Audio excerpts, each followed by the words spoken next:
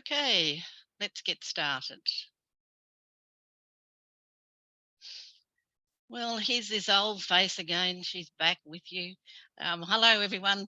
Joan Hughes, President of Council on the Ageing, New South Wales. For those of you who don't know me, I've been President of Council on the Ageing New South Wales for many years now, and it's my great privilege to serve this amazing organisation. So, welcome to today's webinar. It's great to have so many of you join us.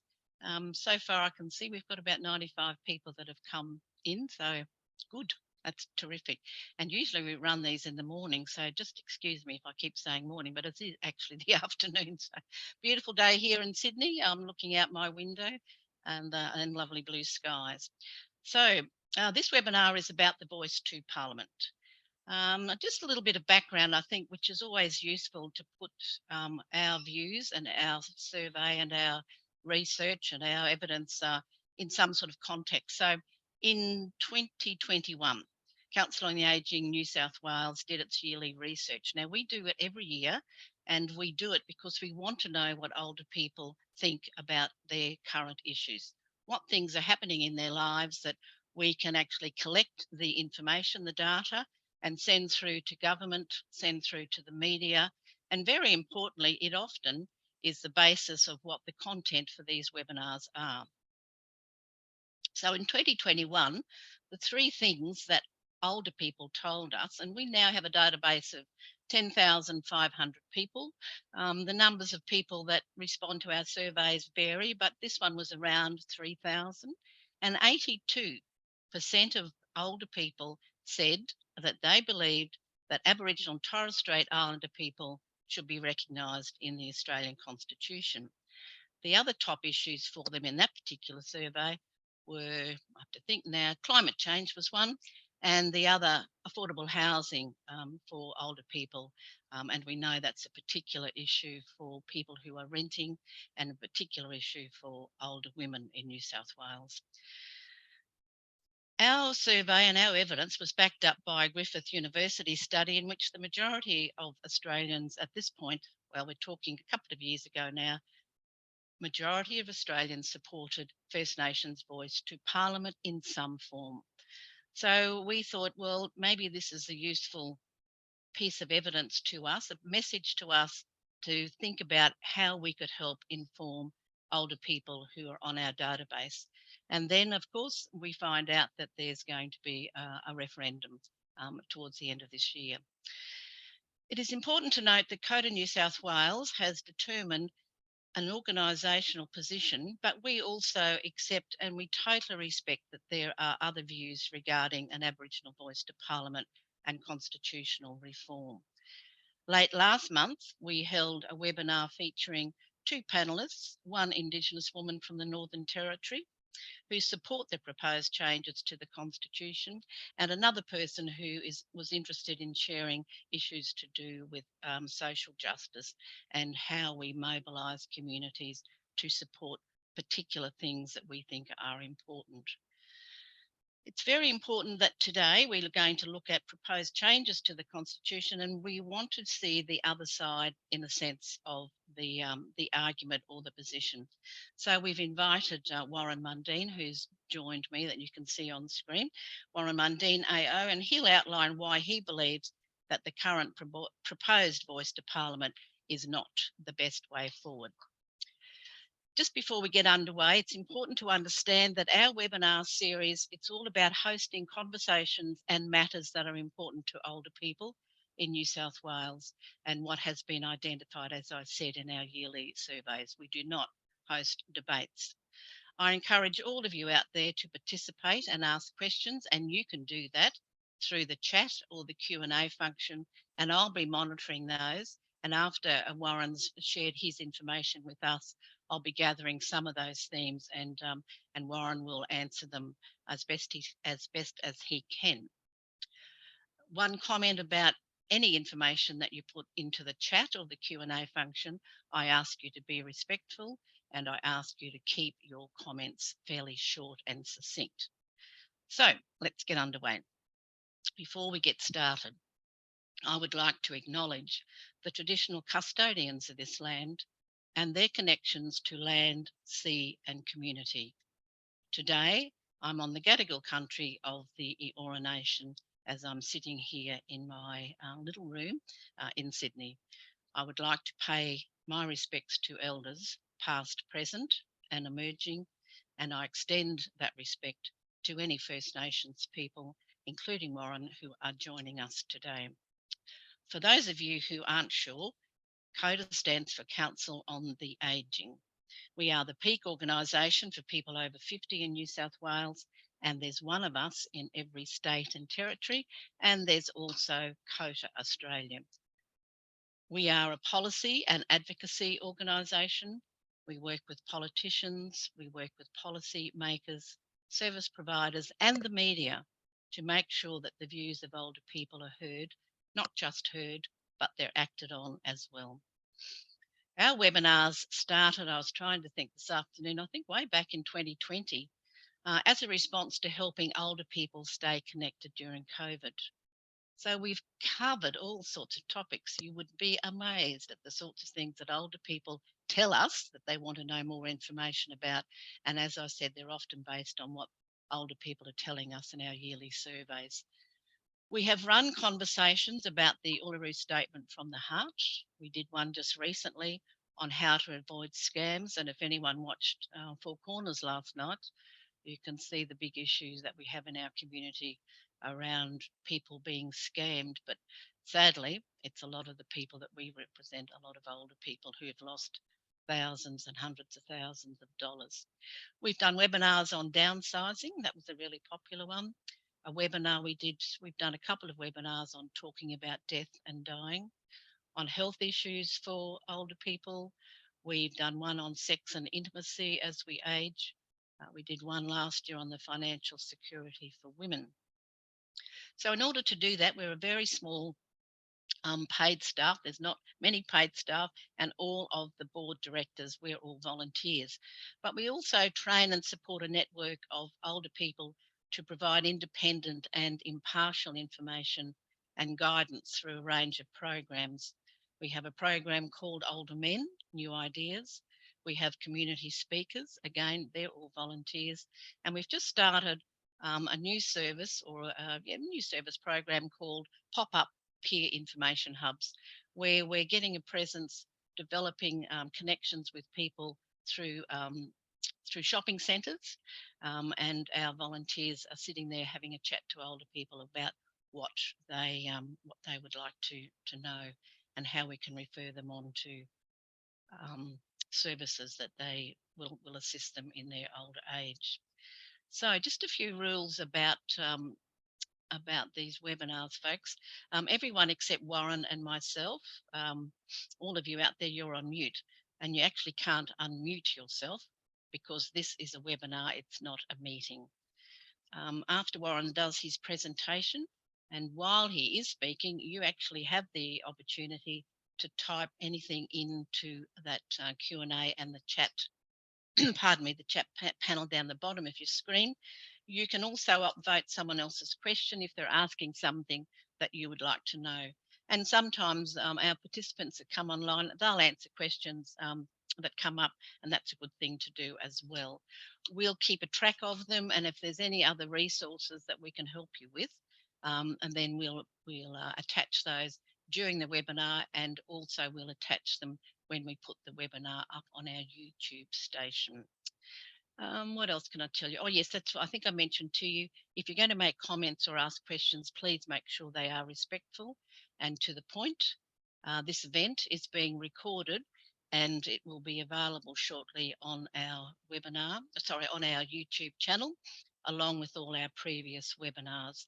And as I said, if there's any extra resources, then we actually give you links to those as well. So let's get underway, Warren. I'm just having a chat before we started recording, and I'll just introduce a little bit about Warren's background. He sent me a very good short CV. I'm sure it's short for all the work that he's done over the years. But Warren is a member of, now I have to get, you'll have to help me, Warren, with some of the indigenous Yeah, I'm a member of the Bundjalung First Nation of Australia. The Bundjalung, and you're also a descendant of the Kumbunjeri, is that right? Kumbunjeri and Yuin. Kumbangri. Okay. And Yuin. Yuin. Nation of Australia. Yeah. And the Yuin indigenous nations, that's around the south coast area? Yeah, the south coast. My grandparents on my mother's side, they come out of Maria and were married to Brown Lee, and of course, and they have Gumbanga in their family line as well, which is around Coffs Harbour near Buckerheads. That's where my mother grew up. And the Bundjalung, of course, is from the Clarence River up to Beatonley, and from the coast to the Great Line. And you're originally from Grafton? Yeah, I was born in Grafton and spent the first part of my life. In fact, half my life I spent in the bush, and the other half I spent in various cities around the place as work has taken me around. Yeah. So, Warren, before you tell us about your position to do with the Voice to Parliament, tell us a little bit about your background in terms of your career. What things have you been involved in over the years? A lot of things. I'll be very quick. Currently, at the moment, I'm the chairman of a mining company, Hughes Minerals, which is a copper mine company, 2 mines in Western Australia and 1 in New South Wales. I'm also director of another mining company which oversees we mine uranium in Africa and Europe, and we also got a gold mine in Western Australia. And so that's it. I own a couple of businesses as well. My background is, I was born in Grafton, as you said. I spent the first part of my life there, and then we moved to Sydney because my parents thought that would be a better opportunity for us in Sydney, even though I hated it at the time, because I loved the freedom of the bush, going out hunting and fishing and being with my cousins and having a great time with my siblings. But I've been now don't blame me for this. I've been an advisor to 5 prime ministers. Obviously, they didn't listen to me. That's probably the trouble we are now. Only joking, but John Howard, Kevin Rudd, Julia Gillard, Tony Abbott, and Malcolm Turnbull. I've been a businessman and an advisor to government for quite a while, kind of state and federal levels. But I started my working life in a factory in Sydney as a senior role. I was school at 16 and did an apprenticeship, a fitter and turner by trade. And I wanted to buy my first home. I worked in a bar and a wedding reception centre and that, as well as a job during the day to raise the money to buy my first home. And then I went on and did other things. I was a mature age student at University, South Australian Institute of Technology, which is now the South Australian University. I worked on gas pipelines, sewer lines, pumping stations, sewer plants. I also worked in construction and energy industry. I worked on 29 gas pipelines and 5 power stations and that. I was a deputy mayor of Dubbo. I was in council for 12 years. Also I was the chairman of the South Australian panel on reoffending and crime. And I also was the co-chair of the Indigenous Child Abuse Inquiry as well. And plus, Juvenile Crime Prevention Committee in New South Wales.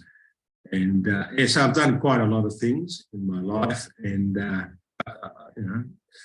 my main focus has been on making a better life for other people. And also, I suppose the 2 important things I love the most was being chair and help setting up the Australian Indigenous Education Foundation. 500 kids got up this morning and went to school. 500 kids went to university today because of that program. From the remote region and the more poverty areas of Sydney, Melbourne, and Perth, and that. And the other one, of course, has been a Nace the Dance Company. I was chair there for 10 years, and seeing those Aboriginal kids learn about their culture and also going to dance with the ballet and the Sydney Dance Group, Sydney Dance Company and Bangara Dance Company was. I love the performing art. Warren, I don't want to interrupt you. It's just that I'm a few finished. people. No. There's a few people that are just in the chat section, and they're just finding it a little difficult to hear you. Now, I'm not sure why that is. I'm All wondering. right, okay. Is this a lot better at talking? That's better. Yes. Yeah, because I'm a bit of an introvert. I'm very shy. I don't like public speaking, as you can see. And okay, so I'll keep my voice at this level. Okay, that's good. Keep it at that level, and also see how you're sitting now towards your computer. I think that's good as well. So I'll do that. Yeah. So as I'm finishing off, I said I worked in business. I've worked for prime ministers. I've worked for governments. I've worked in the private sector mainly the energy and mining and construction areas. And of course my charities is Aboriginal education in the dance companies, like Bangara and Nays the Dance College. So they're the things I find my life. And of course now I've got 13 grandchildren, and they've given me a license to be a little boy again, and I have pizza parties and onesie parties, and they paint my nails and put flowers in my hair and so I'm having a great life. That's good. That's good. Well, I think having children or having young people around us always helps to keep us young. That's for sure. So, Warren, I know you've got some slides to share with us, but I thought I'd kick off with a question about why you think that the proposed voice to Parliament is not the best option for Aboriginal and Torres Strait Islander people. Yeah, so my presentation today is based on my submission to the Joint Select Committee on Aboriginal and Torres Strait Islander Voice referendum, which is going around the country at the moment, interviewing and listening to people's different opinions. Now, the reason I'm against the voice is not that I'm against, because there's two issues. One is recognition, and you've mentioned it before, 85 to 90%. I want to see recognition go ahead within the Council of the Age. And I think that's a good reflection of how Australians feel across the country. If you ask the question of Aboriginals, do you want to see the recognition of Aboriginal and Torres Strait Islander people in the Constitution as our First Nation people? 90%, at least 90% will tick that box. And I agree with that. I want to see it as well in the Constitution. The second part is the voice. Now, the voice is a structural thing in regard to what they call having a voice to Parliament. Now, my concerns are that the proposed new recognition of Aboriginal and Torres Strait Islander does not recognise the clans and the First Nations of this country. And the second part is the voice will not and cannot represent First Nation people, and the voice will undermine First Nations and threaten the autonomy of traditional owners over their lands and waters. Now, I believe that we should, we're not going to get an opportunity to vote for one or the other. We've got to vote for both, but I wish it was that way. So I would tick the box of recognition, and I wouldn't tick the box for the voice. Megan, like to pick up one of the first slides. Sorry. Yeah, and then the next one, please. Yeah, so I gave a little bit of a background about my concerns. There's a number of other concerns, which is in regard to First Nations and that. So I'll talk about the first one, which is no recognition. Now, if you flick up the next slide, this is traditional Aboriginal Australia, which is published by a map by IAXIS, which is the Australian Institute of Torres Strait Islander studies, and it was set up by the Menzies government in 1962, and it is the major study centre for Aboriginal culture and Torres Strait Islander culture, and has records that go back that predate Europeans finally settling in this country. It goes back to the Dutch, we know, and that we know it is an amazing centre that keeps the records of just about everything. One of my greatest pleasures was listening to a tape of my Uncle Richard, who I never met. He died before I was born.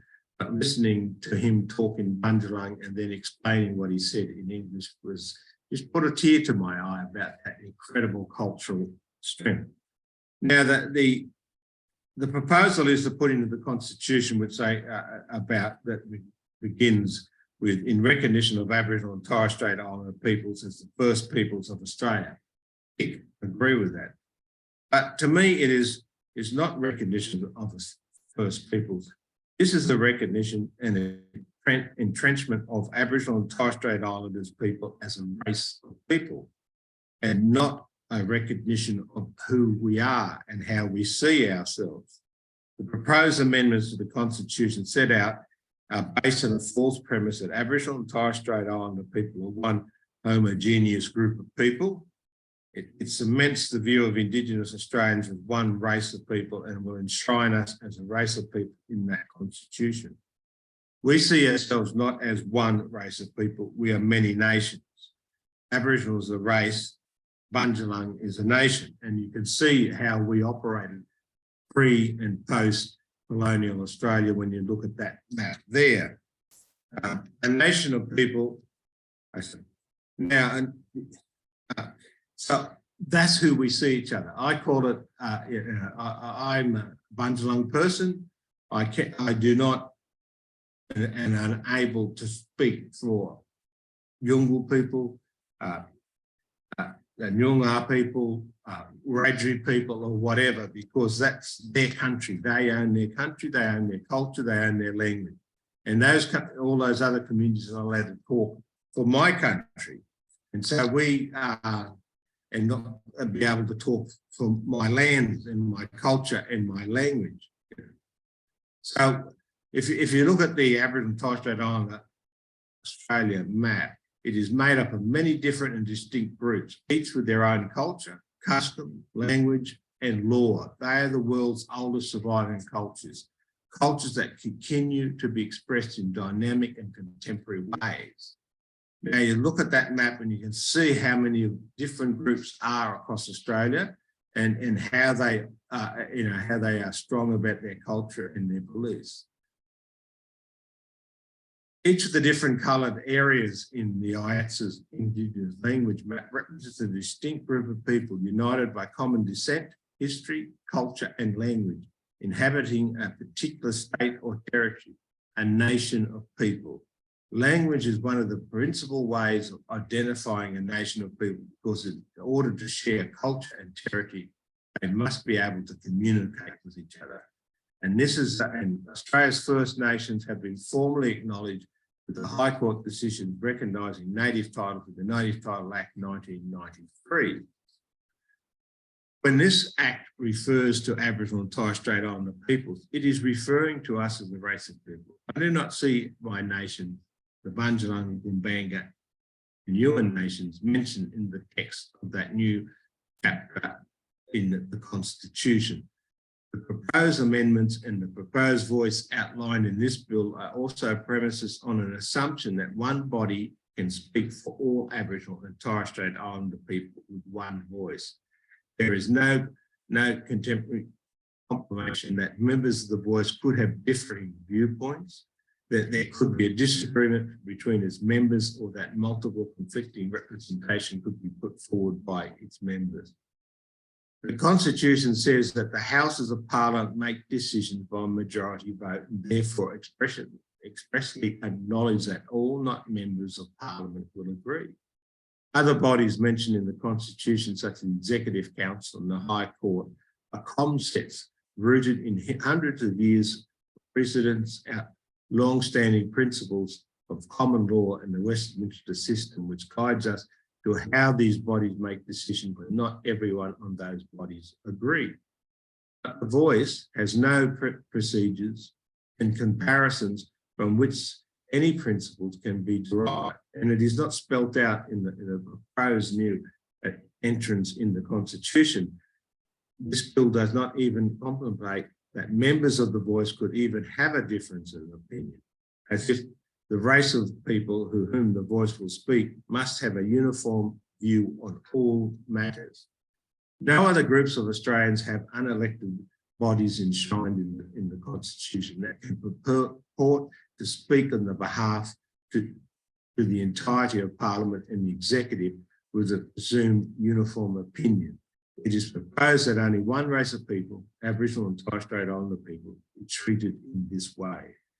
In the 1967 referendum, the Australian people voted overwhelmingly to remove parts of the Constitution that expressly excluded Aboriginal people based on their race.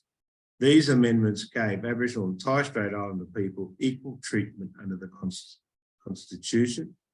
The effect of that 67 referendum was to end the racial segregation laws of the Australian states and to open up for Aboriginal and Torres Strait Islander people the same opportunities and freedoms as other Australians and full participation in all aspects of Australian society and the economy. This bill is reinstating racial segregation in the Constitution. This bill is reinstating race-based treatment of Aboriginal and Torres Strait Islander. It is a step backwards. The proposed amendments to the Constitution set out in the bill do not recognise Australia's First Nations and only recognise Australia's First People by reference to our race. If we flick through to the next slide. Go to the next one. The proposed new section of the Constitution states the Aboriginal and Torres Strait Islander voice may make representation to the Parliament and the executive government of the Commonwealth on matters relating to Aboriginal and Torres Strait Islander peoples. So Warren, sorry to interrupt again, if you can just come a little closer. Oh, sorry, yeah, I'm pushing my chair back. Yeah. Just the proposed new section of the Constitution states that Aboriginal and Torres Strait Islander voice may make representations to the Parliament and the executive government of the Commonwealth on matters relating to Aboriginal and Torres Strait Islander peoples. Just as the Aboriginal and Torres Strait Islander people are not one people, we do not and cannot speak with one voice. We are many nations and we speak with many voices. This voice will not and cannot speak for Aboriginal and Torres Strait Islander people. This is not our culture. A fundamental principle of the cultures of all Australia's First Nations is that only countrymen and women can speak for country. Bundjalung people speak for Bundjalung country. Gumbaynggirr people speak for Gumbaynggirr country. Yuin people speak for Yuin country. I can't speak for someone else's country. I used to live in Dubbo, but I'm not Wiradjuri. Likewise, now I live in Sydney, but I'm not Darug. Since I'm not Wiradjuri and Darug, every Aboriginal Australian knows that I cannot speak for these countries. My common ground with Wiradjuri and Darug people is race, not descent, not language and not country. Even in statements supposedly supporting the direction of the Uluru Statement, this is abundantly clear. If members of this Parliament care to listen and pay attention to what is being said. For example, Yolngu people speak with the strongest voice of any group of Australians to this Parliament and its government. The Yolngu have established the Yolngu Nations Assembly, which is recognised by the Yolngu people and can speak for Yolngu country within Yolngu culture. In 2015, then co-convener of the Yolngu National Assembly, Matthew Gulanbura Gaikar Maju said, "We want a treaty because right now we get directions just from the government side for housing, education and skills training. This is one-sided talk that never ends in things that work. Government needs to listen to Yolngu thinking for Yolngu problems. A treaty is good because we need a fundamental agreement, the Australian government and the Yolngu government before anything else happens. Listen to what has been said here. Yungal thinking for Yungal problem. A treaty between the Australian government and the Yungal government, not an Aboriginal voice or a treaty with Aboriginal peoples. If the voice makes representation to Parliament that doesn't have the support of Yungal people, then I do not believe they will accept it, and I don't believe that they will acknowledge it has authority to speak for them. On the 23rd of August 2022, Torres Strait Islander representatives signed the mystic statement, Malungu Yangu Wakai, Voice from the Deep, which called for self-determination and other rights in relation to internal and local affairs. Torres Strait Islander Regional Council Mayor Philemont Mosby said, the Matsic statement is a mandate from the people for the leaders of our region to stand together in unity. We see that voice to Parliament and constitutional change will give our voice a unique place in this country. Again, observe carefully what he is saying. Support for a voice so that it will provide for a place for our voice, a Torres Strait Islander voice. The Matsic statement was a call for Torres Strait Islander people to have autonomy over Torres Strait Islander country. I don't share Mr. Mosey's belief that the voice outlined in this bill will enable a Torres Strait Islander voice to be heard, but I think he and I share the same view that this voice cannot speak for Torres Strait Islander country. The Prime Minister has said that the details of this voice and how it operates will be based on the 2021 Indigenous Voice Code Design Process Report. Gee, public servants like long titles. To the Australian Government by Tom Calma and Marcia Langton. The co-design report proposed a national voice of 24 members, 2 members appointed by the government, 2 members from each state, territory and the Torres Strait, 5 additional representatives from remote parts of the Northern Territory, Western Australia, Queensland, South Australia and New South Wales, and 1 representative for Torres Strait Islanders living on the mainland. The co-design report rejected the direct election of members of this voice, instead said that members of the local and regional voices, community organisations within each state and territory will collectively determine voice members for their respective jurisdiction. This means the voice members will not represent or be chosen by First Nations. They'll be selected from within newly created artificial regions that bear no resemblance to First Nations, but rather will be grounded on a state and territory basis. In other words, based on the way European colonists divided up Australia. This is the process which will mean that the new map of Indigenous Australia will look more likely like the map that you're seeing on the screen now. It totally bypasses the Indigenous nations. Currently under,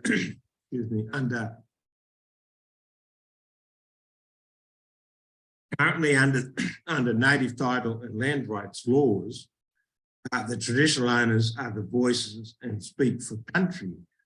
And we saw how powerful those voices were just recently when one of the richest men in Australia, Andrew Forrest, was stopped from irrigating a river on his farm because of the strong voice of those traditional owners under that law. My concern is if we go to this map, how it's divided up, will those traditional owners be able to still speak for their country, or will we have another layer of bureaucracy put on top of that, which will be able to bypass those owners of their own country? Because currently you cannot do anything on Aboriginal land without the permission and consultation and the agreement and negotiations of those traditional owners.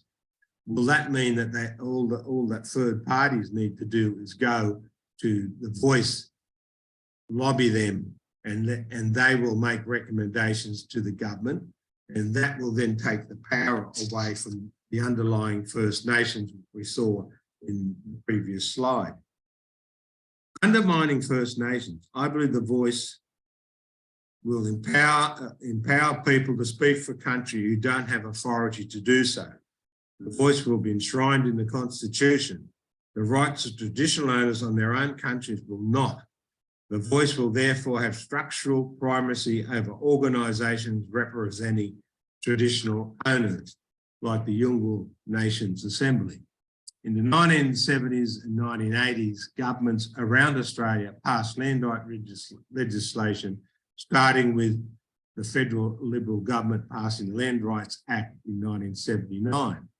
In 1992, the High Court recognised that the Miram people were united as against the whole world to possess, occupy and use enjoyment of most of the islands of the Murray Islands.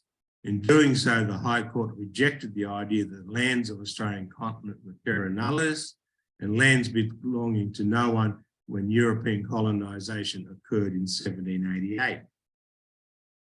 The High Court incorporated the legal doctrine of native title into Australian law and recognised the fact that the peoples who had lived on this continent for many thousands of years had rights to their lands according to their own laws and customs, and therefore had settled law governing occupation and use of these lands. In response to this decision, the Australian government passed the Native Title Act. Through the Native Title process, traditional owners of particular lands and waters enter into agreements mostly with state and territory governments. Once an agreement had been reached, it can be brought before the Native Title Tribunal and registered for the federal court. Native title is centred with Australia's First Nations. Anyone who wants to do business on lands and waters, as I said earlier, where native title exists, needs to talk to the traditional owners. Only countrymen and women can speak for country, consistent with the fundamental principle common to the cultures of all Australian First Nations.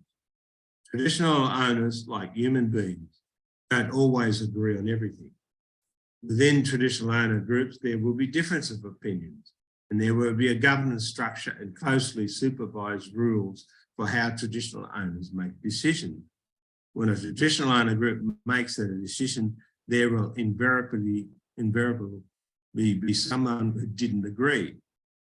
We have seen before attempts to undermine traditional owners and their ability to make decisions about their own country. We've seen groups with different agendas and enlist minority dissenters in public relations campaigns. We have seen traditional owner groups held to an unanimous approval, the threshold that no other group of people in this country is held to. It would be much easier to undermine the autonomy of traditional owners, particularly to say yes, by enlisting a constitutional enshrined voice who will have a right to make representation to the executive against the wishes of traditional owners about their own countries. But prescribed body corporates who represent native title claimant groups and land councils who represent holders of land rights will be just some of many local community organisations who somehow have to collectively nominate members to this voice, which, with this constitutional enshrined status, will have primacy. Their voices for their own countries will be diluted, and drowned out. The point was made in the submission to the co-design report. In its submission, the co-design report, the La Perouse Aboriginal Community Alliance expressed concerns about the cultural authority of the advice given through local and regional voices. Its submission recommended that any regional voice boundaries are aligned with First Nations, because in order for a treaty to be truly agreed between the government and First Nations, there can only be negotiated by members of that nation who have the right to speak for their nation's country. Opting to create regional voice boundaries which conflict with the traditional boundaries of First Nations will only add to the already complicated overlapping of native title land rights and government systems. We understand that in regional and remote areas, the traditional owners, groups, and Aboriginal service providers often have common membership bases. However, due to the high number of Aboriginal people living in urban areas, it is important that these boundaries be clearly set to encourage harmony between Aboriginal groups who can then focus energy and resources towards the advancement of their people.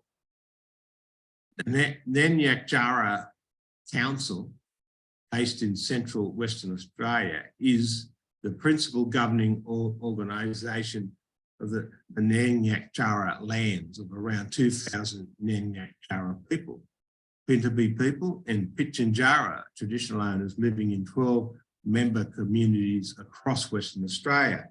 South Australia and Northern Territory in this situation is made, in its submission, made the following observation. Policies driven across state borders, let alone free states, are too complex and tend to be inefficient. It is difficult to deal with the state and the federal government. Dealing with four governments is even more difficult. Combining our organisation's perspective, views and voice with those of other groups would in practice silence the voice of the Nyanyak Jara people, the very community we as a council represent.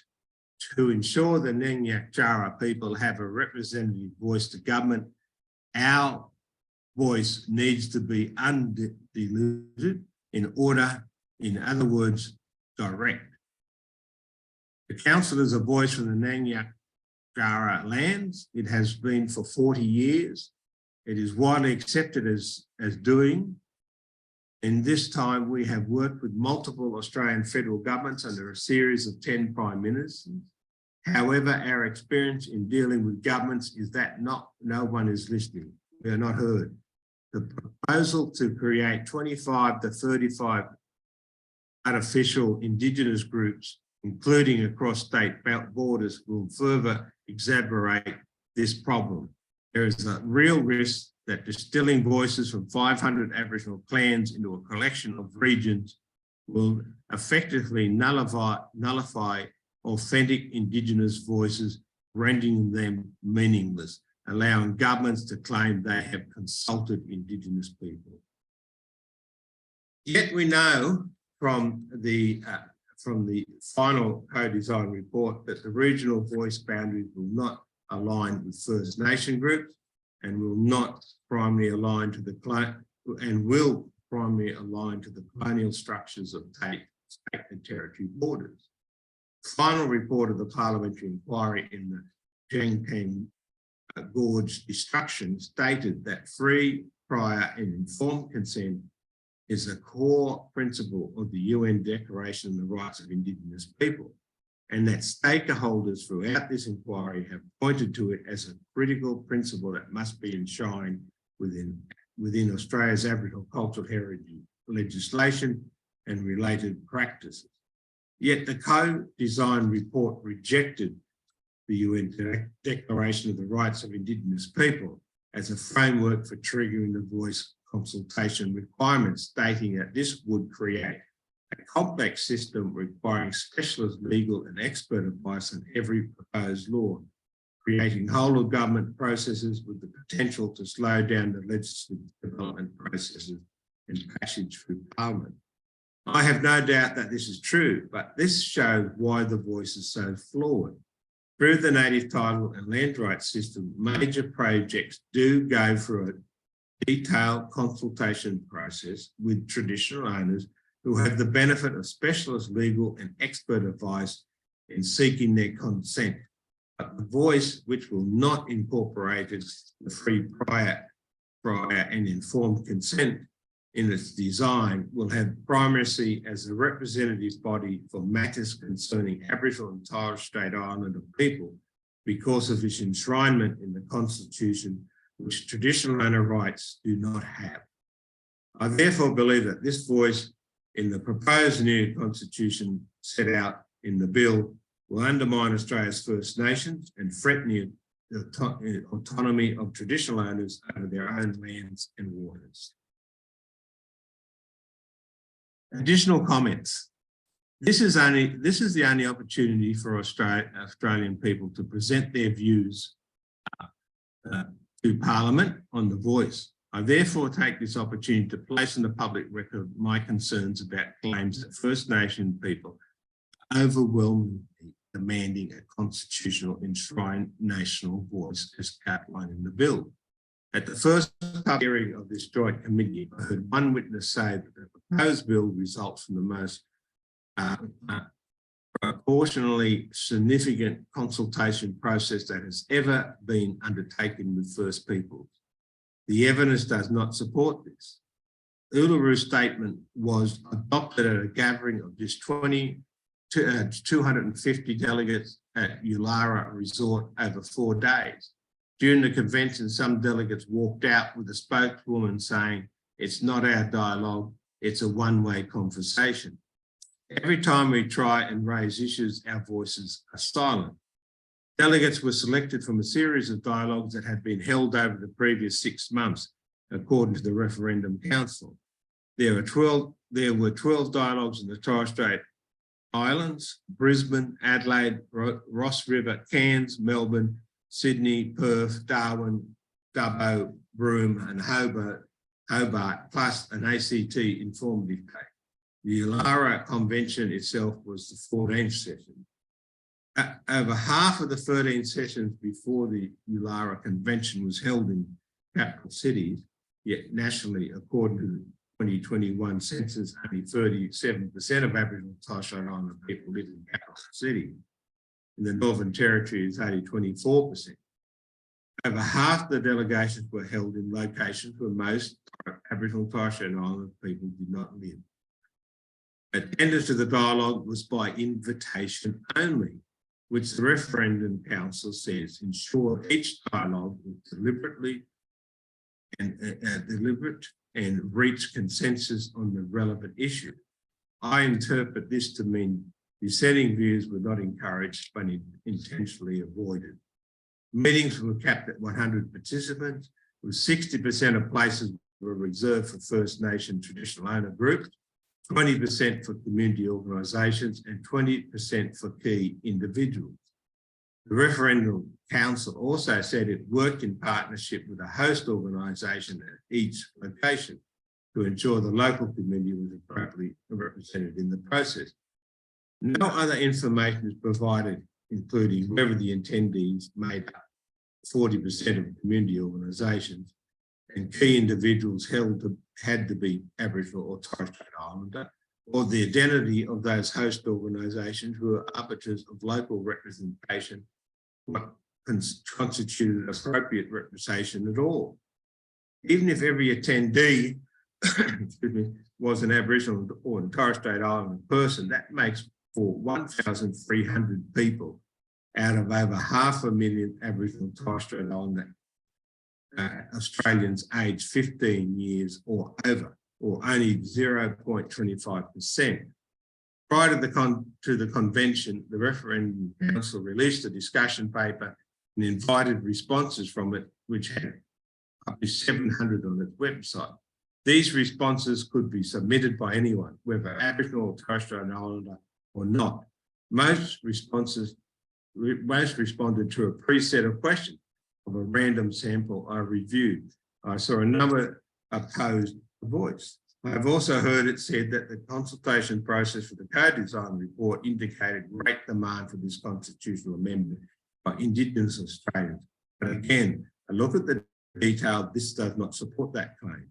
That consultation process informed people of the voice as a given and did not invite or create an opportunity to suggest alternatives. The co-design group interacted with over 9,000 people over 4 months, but actually met with 5,400. And the co-design report doesn't say how many of these people are Aboriginal or Torres Strait Islanders. Even if all were, that's only about 1% of Aboriginal and Torres Strait Islander Australian aged 15 years or over. The co-design report does say that around 90% of individual submissions to the co-design group and 80% of surveys come from non-Indigenous Australians, amongst which support for the voice was especially strong. I do not agree that the consulting process has been significant or supports the view that Aboriginal and Torres Strait Islanders overwhelmingly want the voice. In conclusion, the proposed amendments to the Constitution and the voice do not represent First Nation people. This bill represents an entrenched Aboriginal and Torres Strait Islander people as a race of people. It does not recognise our First Nations, which is where our culture comes from. The voice will empower people to speak for country who do not have authority to do so. It will effectively raise First Nations off the map, as you can see on the diagram that we have now. No other group of Australians will have a constitutionally enshrined unelected body that can purport to speak on their behalf to the entirety of the Commonwealth with a presumed uniform opinion. This bill singles out only one race of people, Aboriginal and Torres Strait Islander people, be treated in this way. This bill seeks to reinstate racial segregation into the Constitution, race and race-based treatment of Aboriginal and Torres Strait Islander people. It will in effect reverse the 67 referendum.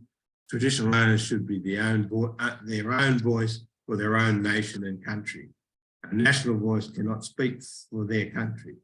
I submit that the bill be withdrawn, or if not withdrawn, that the members of the Australian Parliament should vote against this bill and reject any constitutional amendment that will entrench Aboriginal and Torres Strait Islander people as one race of people who can be spoken for and represented by one uniform voice, ignoring and erasing the First Nations of this continent in the process.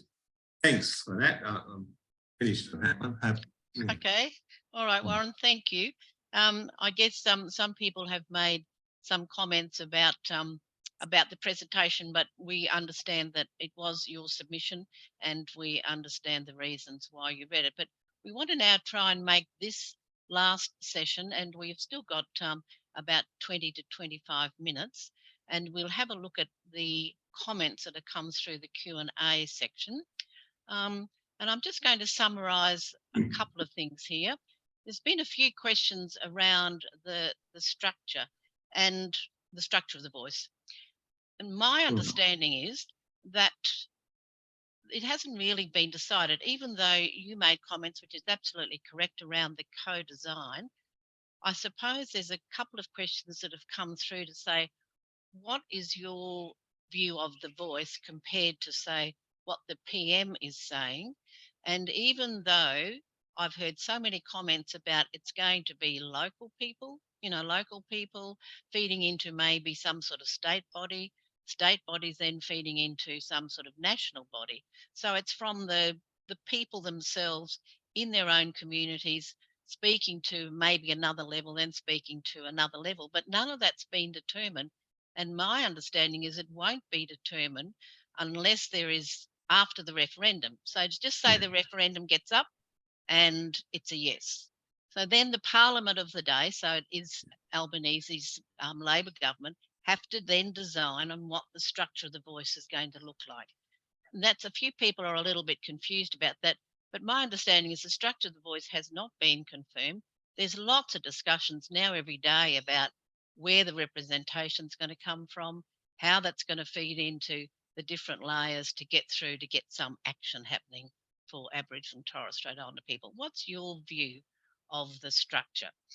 Okay, excuse me. You're correct that the Prime Minister has said that we're not giving out any details until after the referendum has passed. And then after that, we're going to take about 2 years. It's going to be to 2025 before they get to that position of what the structure is going to be about. But he says, if anyone says that they haven't seen the detail of what we're going to be basing things on, or haven't or said that there's no detail out there, then they should look to the Langton review. So that's his word. So all I can go on, and anyone else in this country can go on, is those two phrases. 2025 when it's completed, if the voice gets up.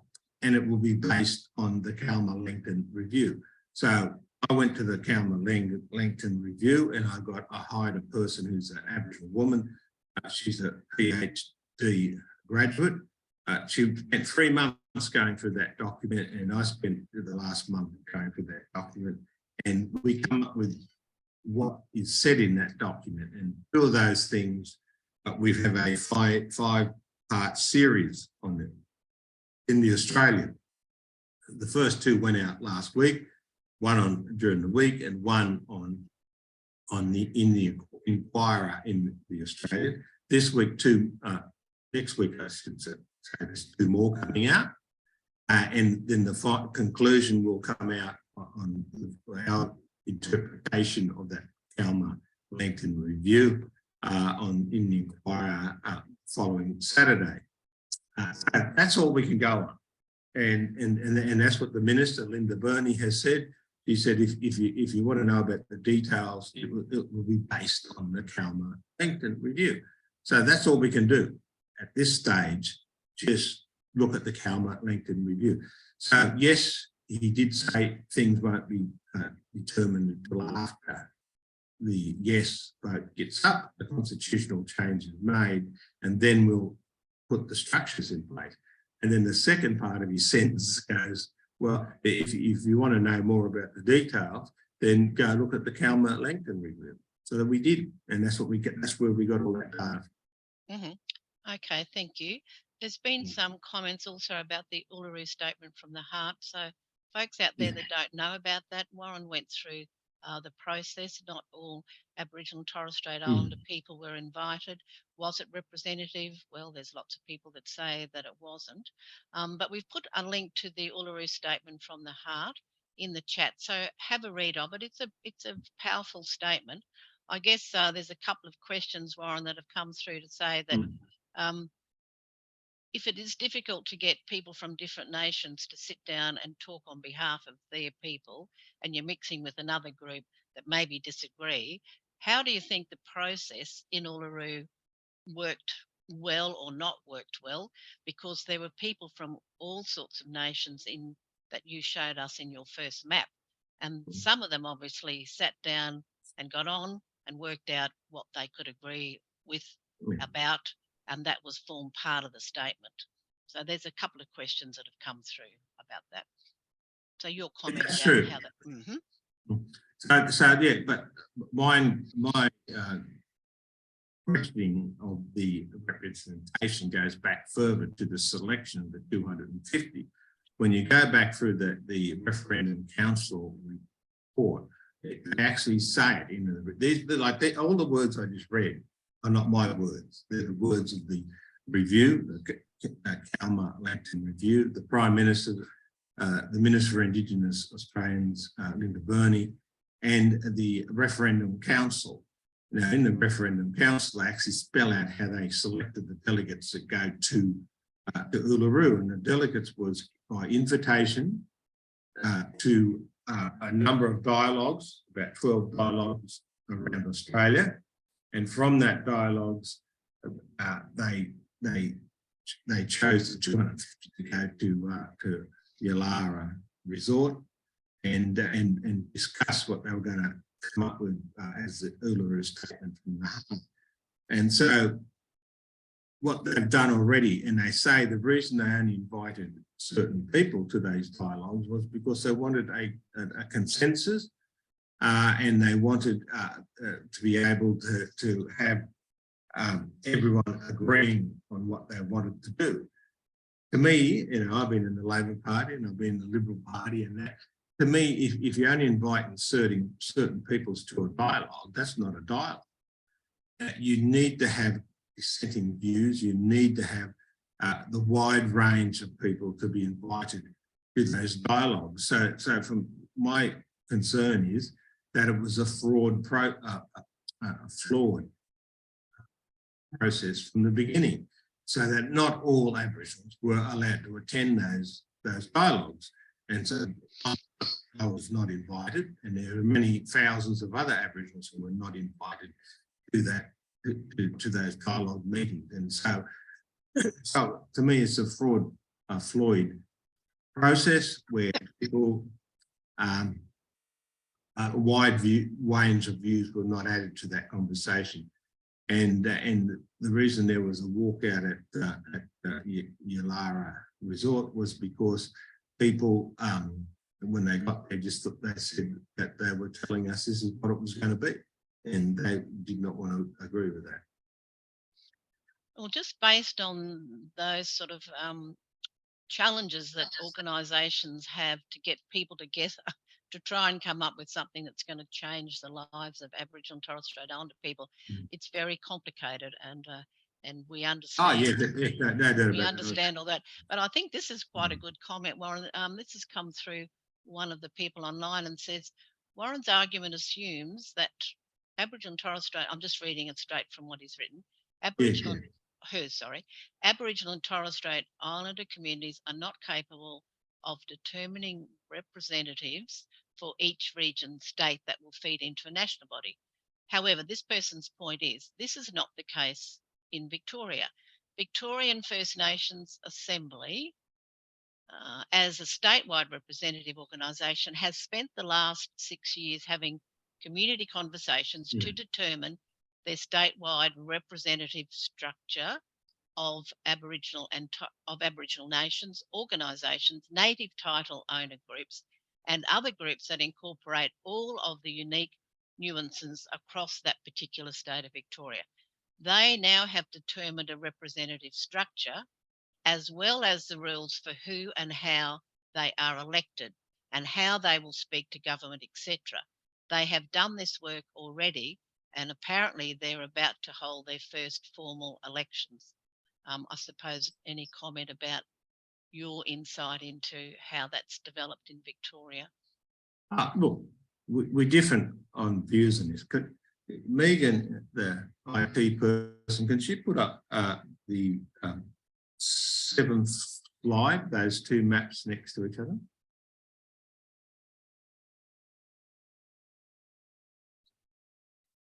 Yeah. See, this is where it differs between me and that person. If you look on the left-hand side of it, you will see all the indigenous nations of Australia. They're my representatives. These are the people who speak for country. No other person can speak for their country, no matter how goodwill they are, no matter how good intentional they are, they cannot speak for those countries. On the right-hand side, you will see the map of the states and territories of Australia in different colours. When you're talking about the Victorian Assembly, where are the nations in that? They don't cross borders. Aboriginal, my nation crosses the border between Queensland and New South Wales. Are we to be split in two as a nation, as a representative in Queensland and as a representative in New South Wales? As the Nyanjak Yara people who cross three borders, South Australia, Western Australia and Queensland, are they to be split in two, three? My argument is no, that they are one nation. They speak for their nation. No one else can speak for their nation. To me, it's what they're doing is they're building a colonial concept of states and regions, not recognising those traditional owner nations. And that's how can anyone at a state level or a federal level represent the traditional owners who speak for their country? They can't. Only the traditional owners like the Bundjalung can speak for their country. Only the Ngumbanga can speak for their country. Only the Yungu can speak for their country. So where are they in that map on the right-hand side? You've got a position where they're just been annihilated. They're diluted, they're gone. And so their voice has disappeared. So, if you're talking about culture, the only thing you can talk about culture in the first law of culture is only the people of that country can speak for that country.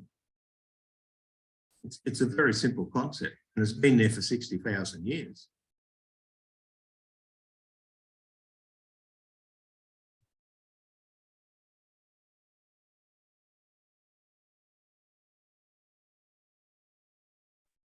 There was one here about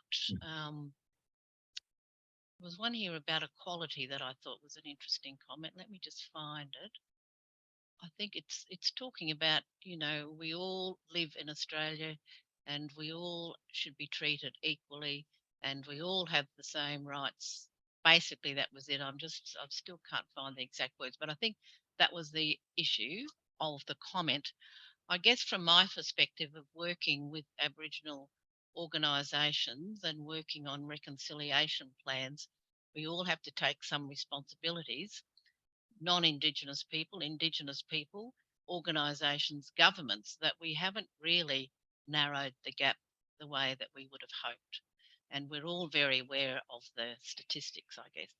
So I just think for people out there that think that we do live in an equal society, of course that is our aspiration, and we should all have the same opportunities no matter where we live and no matter where we come from.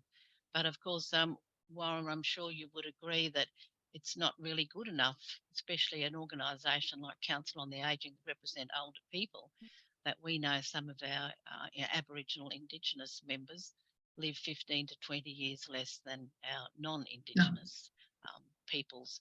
And we know that there are so many health issues that especially Aboriginal and Torres Strait Islander people in very remote communities, access to health is really difficult. So I guess over the years that you've been involved with different prime ministers and working with different companies, has there been a structure that you've seen in place? Because the reason why I think we've sort of got behind some of not dealing with all of those issues, whether it's children's education, health access, people living the same length of time as non-Indigenous people in this country, has there been a structure where you think has worked and then it's been stopped, or a program that has worked and then it's been stopped? There must be some good examples out there where we've seen there's a lot of good examples. Yeah, there's a lot of good examples. Sorry, I just knocked my glass over. Look, I find it very interesting because I come from a very poor background. My parents and that, they lived in Humpies, and within one generation, we are here where we are. My family run businesses. My people support and Indigenous programs for education, health, and so on, and helping people into businesses. I have the massive concerns I have is that when I look at races all over the world and groups of people all over the world, I do not know any race of people or any religious group of people or anyone who's ever got out of poverty without an economy. Without being able to, we always said talk about jobs, we put that cart before the horse. To have jobs, you've got to have businesses, and you've got to have businesses that are profitable and making money and hiring people. And then to have workers, they've got to be educated and skilled and be able to do the jobs and move up the ladder through the businesses and that. And then you've got to have healthy people and that who are doing these things. And if you look at that map I originally put up about the gap was it's going slowly, but it wasn't working up. You look at the period up until 2020, there's only a few things that were not closing.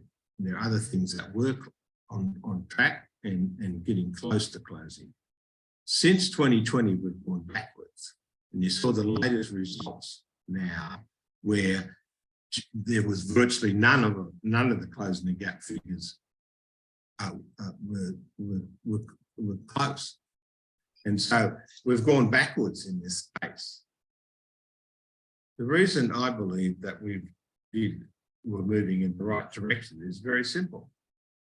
When I was an advisor to Turnbull and Abbott, we put in place an economic business strategy to go into Indigenous communities. In that process, the Indigenous business community was a $6.2 million economy in 2015. 8 years later, it is an $8.7 billion economy. It has created over 45,000 jobs. And 37% of those jobs have been created in regional and remote Australia. We also tweaked the Land Rights Act in native title so that people could actually own their own property. We use the model of Canberra, where you could have, Canberra, a lot of people will be surprised you don't actually own the full ownership of property. You get a 99-year lease. It's held by the Crown. And so we went down that path, and we were able, between 2018 to 2020, we were able to get people into owning their own. And of course, you had the bizarre situation that Aboriginals working in the mining industry, getting $200,000 a year, going back home on their country, couldn't buy a house, couldn't own a house. And so the government had to build a house for them. What a bizarre situation. And then we looked at how we can get investment, and the business community told us quite clearly, if you get these 99-year leases in, we can invest in these communities because we do that in Canberra. We're able to have businesses operating. We could get Aboriginal business entrepreneurs and that operating. So we created 3,200 businesses in that period. And that made a major difference. Post 2020, all that was reversed. What happened was the government of the day got rid of those home ownership programs and disengaged with the business community to go off in their own tangent of where they wanted to go. They even defunded Aboriginal education programs, $35 million out of these programs. And yet these programs are working. I'm chairman of an Aboriginal indigenous education program. 500 kids go to school every day and go to university every day through our program. We have a 90% graduation from universities and post-graduation, and 95% graduation from high school. And yet that program is defunded. And, those statistics are better than any other group of people in Australia. Even the national average for graduation from high school and universities aren't that high. And this is the future. So we've got out of that program, 500 students that were doctors, lawyers, engineers, accountants, teachers, tradies, and so on. A wide range of those people, and they've gone back in their communities to work in their communities. So these programs actually work. And then you see the economic and business strategy programs, they actually work. When you look at other programs, they've gone backwards, and you've got to ask the question why. And also the really bad stuff is not the gap between Black and white Australia, the gap between Black Australia and regional remote communities and Aboriginals living in the city is worse. Communities out there that they die at 45. That's their life expectancy. They got 4 generations of unemployment. They got generations of crime in their communities, and alcohol and drug things. Those things can only be fixed at the local level. They can't be fixed by meetings or bureaucrats or people sitting in Canberra or regions. They've got to go out and recognise Aboriginal culture, recognise those First Nation people, and work with them with those family structures within those to make their communities safe, make the help in improvement of Aboriginal lives, and also to have the economic prosperity that needs to be there. That young man, Mr. Walker, who was 18, 19-year-old, who was shot by the police officer up in the Northern Territories at Yuendamu. From conception, his life was never going to end good. His mother was a 14, 15-year-old petrol sniffer, drugs, alcohol, sexually abused all her life from childhood, beaten, mentally treated badly. And when she had him as at his birth, she abandoned him and left him. So he was handed around to his other family members, was beaten, was sexually abused, was treated horribly. And he had a rap sheet, by the time he was 18. that just went for page after page after page. He was a violent, terrible human being, not because he was a violent, terrible human being, because how he was conceived and how he was born. You can't fix that by a committee. You cannot fix that by having people talk in Canberra. We have done that for decades. We have to empower those communities, those First Nations, and help them build a capacity of taking responsibility for how their community is going to operate. You can't do that anywhere outside that community. And every community is different. There are great communities out there doing fantastic things, and we've got these other communities, which is terrible. And so we've got to face those facts and actually, so it's got to be a direct line into that community. No one in between, no regent, no voice to parliament, a direct line into that community. So their voice goes straight to the house at the and go straight to the business community, and they start getting things that they need in their communities that will make the difference. Okay, there's another question here, Warren. This is about treaties, and we've had in the last webinar that we did on the Yes campaign sort of messages, we had a bit of discussion about would treaties and truth telling be would be more important things to happen. What's your view about that? Treaties, I'm a supporter. I'm a massive supporter of treaties, I think, but they have to be from the First Nations. They have to be between the First Nation and the state and territory and federal government. So you can't have a treaty for Victoria. You can't have a treaty for New South Wales because they're colonial structures. They don't recognise our culture, and it doesn't recognise our languages, and it doesn't recognise who we are and how we see ourselves and what our culture is. Yes, I'm an Aboriginal person, but I'm a Bundjalung person. I'm a very proud Australian, but I'm still a Bundjalung person. I want my people to be recognised. I want my people to do that. And we can do that through a proper treaty process. You know, no offence to the people involved because they were there for good intentions and trying to help their people, but you cannot bypass the First Nation. The First Nation speaks to that country, and they're the ones who can do. They're the only ones who have the authority to sign up. Could you imagine the young people, in Northeast Arnhem, signing off having all these other bodies sign off a treaty for them? They won't allow that. They'll be saying, no, our Yolngu Nations Assembly will be making that decision. And that's recognising their culture, because that's what they are and that's what they're on about. In regard to truth talking, look, I'm a bit worried about what that means. Of course, we've got to learn about our history. We've got to learn about how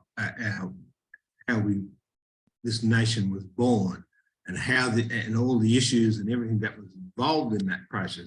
As I said, the first part of my life, I went to the Aboriginal New South Wales Protection Act and the New South Wales Aboriginal Welfare Board. So I know about a lot of. The problem for me is that some of this truth talking, I don't agree with. I don't believe in victimhood. You know, my family were warriors. Our people and Bundjalung people were warriors, and we're not victim.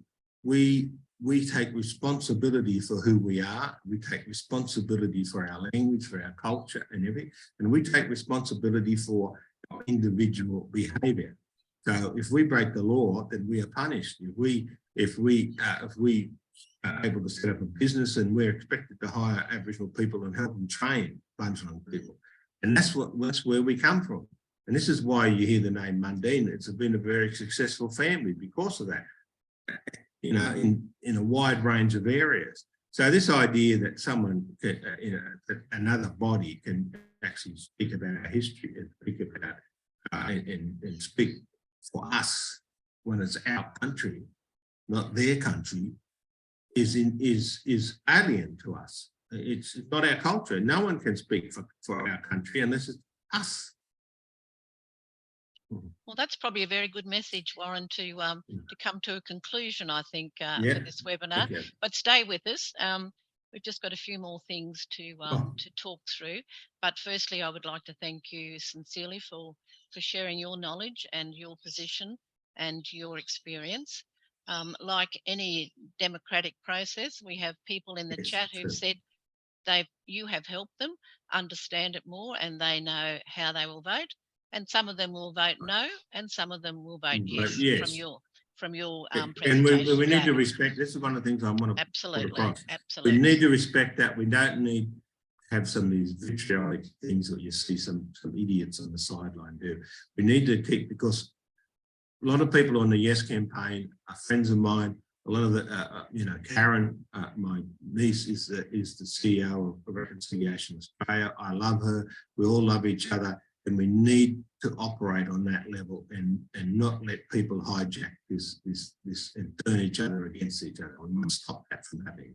No, absolutely. And we are very much around those principles of respect and listening to people's opinion. At the end of the day, people need good information. They need accurate information, and they do need the truth to be able to help them when the referendum comes about towards the end of the year. So, folks, in order to help you do that, we've got Warren's presentation today. We also have the one that we did a couple of weeks ago, and both of those presentations are up on our YouTube, and you'll be able to get links to that. And can I suggest that if you've got friends and family out there that are really confused now because there's so much information going around every day now, we have something in the media about the voice, and that is a great thing to have conversation. But if you want some more information, please share the YouTube today and the one that we did just recently around the people who are interested in the Yes campaign. Please share those with your friends and neighbours and your relatives, and that does really help to inform people. So when October comes, you'll be able to vote with more information and more understanding. So Warren, I'd like to thank you sincerely. It's been great that you've been able to join us today. As I said, an email will go out to everyone who has joined us today. And at one point I looked down, we had about 118 people at one point. So a few people have left now because people have to move on to other things, and I understand that. We'll have links to the Uluru Statement from the Heart, other resources that that Warren, if you want to share with us, we can put them up on our webinar link as well. As I mentioned to you folks, we have these regular webinars. At one stage, I thought we were doing about once a month, between 10 and 11 a year. But with the conversation around the Voice to Parliament, we've actually increased our webinars this year, and that is a very good thing. So we can help you with your final decision. The next one we're having, which I think is going to be a really interesting webinar, we're having someone from the NRMA talk to us about the impact of people having to give up their licenses, people having to go for tests. Everyone wants to keep driving. What's the impact of older drivers, and what should we do to keep our older drivers safe, and what things can they do to keep themselves safe as well? So very important topic, the impact of older drivers on our roads. That'll be positive, and there'll be some other issues that we need to deal with as well. One thing my husband's always said, and he's in his 70s now, when I have to give up my license, that's it, I'm going to give up. And I keep saying to him, that's why we have public transport. And depending on where you live in the cities, of course, it's much better than people who are living out in regional and remote areas. So a license for some people is a very important thing. So, folks, I think we're getting towards the end. So thank you very much for joining us. I hope that the information from the Can I say one last thing there? Yes, thanks. Yes. I just want to congratulate the Council of the Aging New South Wales for allowing both sides. The Yes campaign is very important. You listen to the Yes campaign as much as you listen to me, and then you will be able to go into that polling booth on referendum day and vote the way that you believe should be the right way to go forward. Thanks very much, Warren. So that's what I'm going to say too. So I hope the information from the two webinars on the Voice to Parliament will assist you in making your decision regarding the referendum later in the year. And as far as we know, it's still scheduled for some time in October. So you'll have, there'll be months of campaigning, more messages out there, more resources that can help you make your decision. So from all of us at COTA New South Wales, we always wish you very as much good health as you want and you can get. Life is short, and I think it's very important that we all stay very connected, we stay respectful, and we also look after each other. It's very important that we care for each other as best as we can. Thank you again, Warren. Thanks everyone out there. I'll see you at the next webinar on impacting driving for older people. Bye for now.